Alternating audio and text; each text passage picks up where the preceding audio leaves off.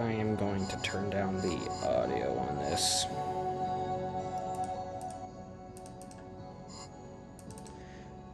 Okay, here is the deal.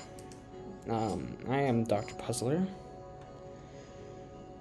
and I need help.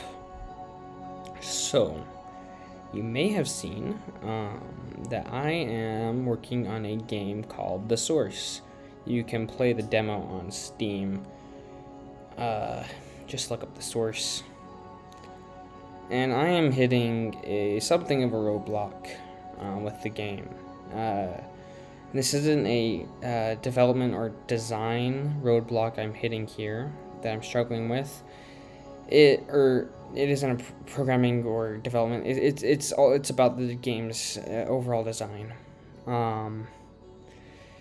And I have just been working on this game today, and I am noticing that it just doesn't feel like it's very fun. I don't know. I'm gonna kind of do a little playthrough and talk about my thoughts here. It's something that this is something of just me rambling, but also I really want your feedback on ways you think you could improve it, and I'm looking for any kind of feedback. I am considering doing a complete rework of the entire game if I have to. We'll see. So I'm going to start a new game. So The Source is supposed to be a text-adventure game. Far away, though not as far as many think, is a world called Fel. It is a world very different from our own, an amalgamation of 4 different peoples. Each of these peoples are divided into their own land, each with their own sovereign. In the northwest is Meridiana, led by Lord Gallian the Noble. In the southeast is the Moon Valley, led by Malum, god of the full moon. In the southwest is the Refined Meridians, led by Her Excellency Lady Victoriana. And in the northeast is Xandar 5, led by Queen Sylvie. So this is meant to be a text-adventure game with kind of a bit of a modern twist. Once long ago, these lands lived in peace, but then the sovereigns grew greedy and wished a world for their own. But to control Fel, they would require the ancient power that created the world, the Source. With it, they would be able to shape the world as they please, uniting Fel under the banner of one kingdom. However, they could not access the Source, for only an outsider would have the power to unlock the well in which the Source resides in. Thus, for many years, the world was held at a standstill, waiting for an outsider who could help them. Until one day, one such outsider finally arrived. It's meant to be a text-adventure game with kind of a modern aesthetic and some quality of life improvements. So you can kind of see, we got some fancy graphics here, and to be clear, I absolutely love the aesthetic of the game's graphics. I think it looks really nice, with these fun particle effects and the post-processing with like the glowing. I really like that part. I'm not going to read everything here. You can play the demo yourself. The problem is it doesn't feel like the actual gameplay is a ton of fun. And the demo doesn't suffer from this as much as some of the later parts of the game that I'm working on that you'll get to see here. But it feels like this is the kind of thing that could get boring really quickly. Just reading text.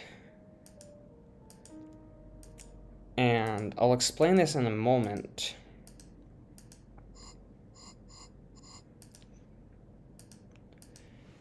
But, and you'll get to see as we get into the next section of the map, is that a lot of this, oh dang it, a lot of the I'm finding that a lot of the stuff here in the game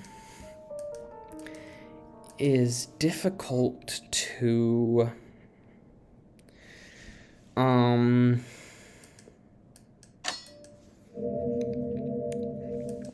it's difficult to wrap your head around. Because essentially, once you get past the kind of this prologue section, the game kind of opens up. It's almost like an open world kind of a thing where you have a lot of places you can go. So like read sign, we're at a crossroads here. The sign reads, north we can go to the river, east is Meridian City, west is the dark forest, south is the countryside. So where should we go? Well, we could go north to the bridge, and we could go further north, it looks like. And we get to the border, and we decide not to head further. Okay, so we go south. Go back to the bridge. Can examine surroundings, learn more about the bridge and the river. We can go south back to the crossroads. Cool. Now, where do we go? Well, we could go to the countryside, city, or the forest. What if we go to the forest? Head west. Get to a dirt pathway, approach the forest. And then, okay, let's go south. Why not? We come to a hollowed out trunk. Examine the hole in the tree. Speak to the owl. Yeah, we could talk to this character. Cool. That's fun. I'm just going to skip past this. Oh, wait, I clicked on the wrong thing. Great. So we head back up to the edge of the forest. If we wanted to go back down, let's go this way.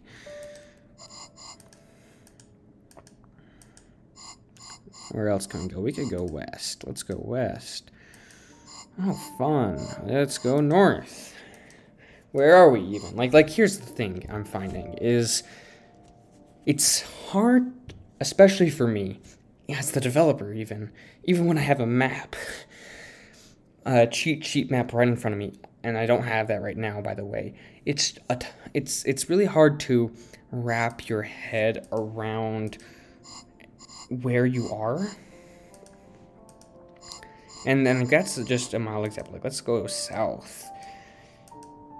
We go south. What if we go east? Further east.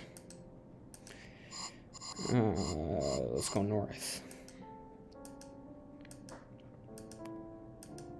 And we have a bunch more directions we can go. We could go south back to where we came, or we could go west. Let's go west. I'm skipping past all this dialogue right now. But we can go north. It's a ton of text to read, and it's kind of boring, I feel like. And we can go back south since there was anywhere else to go. What if we go? Oh, wait, we're back to where we started. And let's say there's like a stone somewhere at the ruin. Where do we even go to get there? I think it was in the forest maybe, but where? And this is what I am finding is it doesn't feel like this is gonna turn out to be a ton of fun for a player. It just feels like it'll be frustrating. I am frustrated just trying to remember what direction is what and where things are as I am developing the game.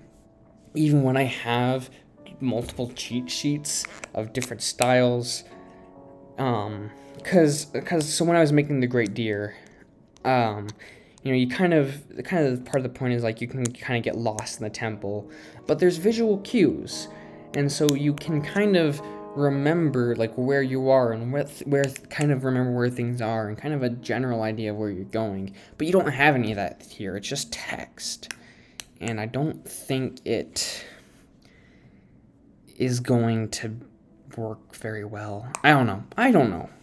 And this is kind of where I'm hung up on. So I'd love to hear feedback on what you think could be done to improve the game. If you are wanting to help test things out and help me more directly, I will have a Google form in the link in the description of this video. There's also a link to the same Google form on the Steam page for beta testing that'll get you access to the private Discord to help test the game, and you'll have access to the latest builds. I'll give you a Steam key to access the latest builds beyond just the demo, which both means that you'll get the game for free when it does release eventually. But also it just is a ton of help for me to kind of know, what could be improved in the game. So please, please, please, if you have any sort of feedback or thoughts or suggestions, I need help so bad.